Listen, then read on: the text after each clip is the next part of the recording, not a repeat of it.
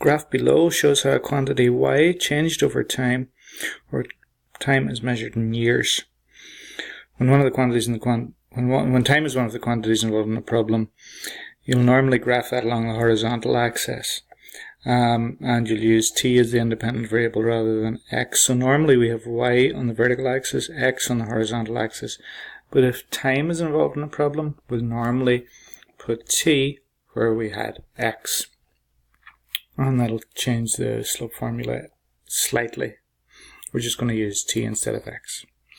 Okay, so the first problem here is to find the average rate of change over the time period from year 0 to year 3. Okay, here's year 0, here's year 3. So we're looking at this first part of the graph. So, if we're looking at A, the average rate of change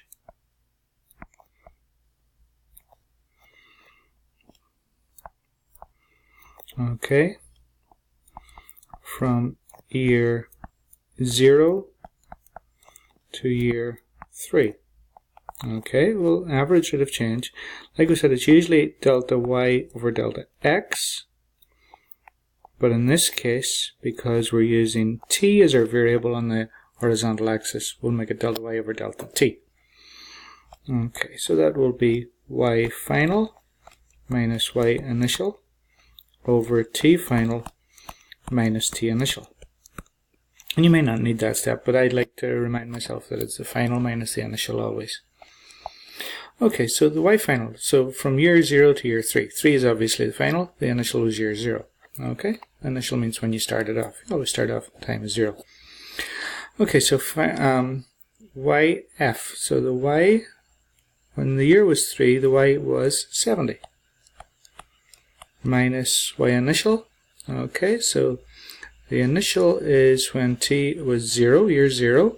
The initial y value was 20. So it's 70 minus 20 over, and then tf, final time, was after the third year. We're asked to study this after the difference between the third year and the first year. So that's going to be 50 over 3.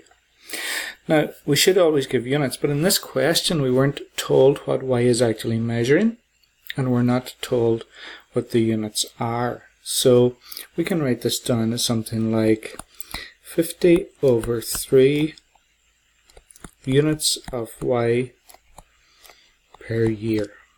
Okay, because we know that time in the bottom is in years.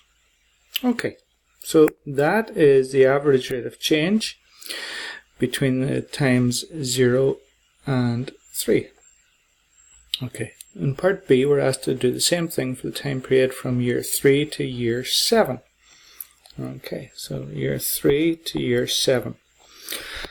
Okay, average rate of change, and we're going to over the time from year 3 to year 7.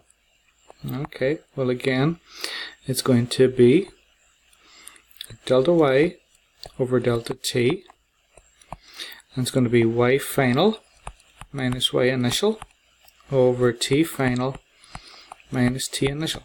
Okay, so we're going from year 3 to year 7. Okay, year 3 to year 7. So 7 is going to be the final. Okay, well, y after 7, when t is 7, y was 90. And initial is when t was 3, so when t is 3, y initial was 70. And the tf and ti, the final time and the final and the initial time, are going to be, the final time is 7, year 7, minus the initial time is year 3. So that is going to be 90 minus 70, which is 20, divided by 4. 20 divided by 4, which is 5 units of y per year. And if we want to, we can go back up here very quickly, just for the sake of comparison, and we'll see that 50 divided by 3, 3 goes into 5 once, and 2 left over is 16 2/3 units of y per year.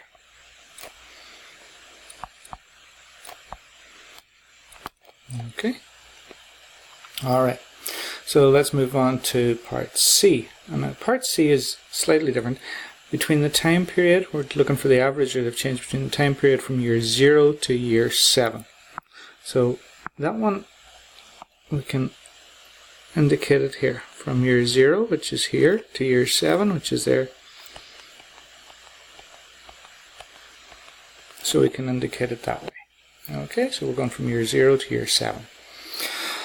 Alright, so average rate of change,